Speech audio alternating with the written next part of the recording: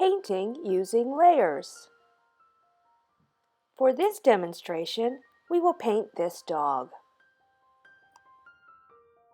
The first step is to make a line drawing of the image. Draw directly onto the canvas or transfer the drawing. The best way to create a realistic painting is to layer the paint. The first layer is called the underpainting. The underpainting is usually the mid-tone of the area or the predominant color of the image. In this underpainting, the mid-tones were used. For instance, purple was used for the background, light brown for the fur, gray for the nose and black areas, and pink for the tongue. Thin, transparent paint should be used so you don't lose the drawing. As you can still see the lines through the paint. The next layer after the midtones is to paint the dark tones and shadows. The darkest tones, including black, should also be applied with thin paint, but it doesn't have to be transparent. The paint should be thin enough to go on smoothly with no blobs sticking up. The next step is to begin the light tones. This layer of paint should be thicker than the previous ones. When thick paint is applied over thin paint, it is called fat over lean painting.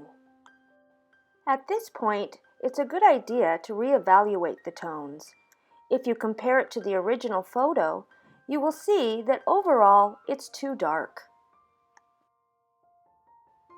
To correct this, another layer of light tones is applied.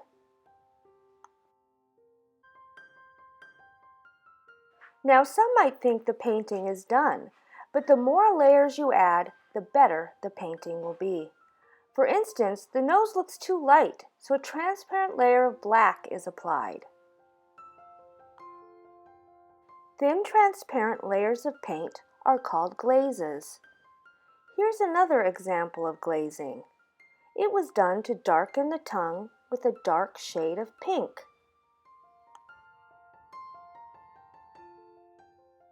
Glazing can lighten or darken a color, but it also makes colors richer and more dynamic. The final stage is to finish details and pop highlights. Details like the eyes. A light gray was added to a highlight. Notice that light blue has been added next to the white highlight in the eyes and around the nose. The thickest paint applied should be the whites and highlights. This is done so that the lightest tones are literally coming towards the viewer. Like the highlight on the nose and the fine hairs around the mouth. Here is the final painting.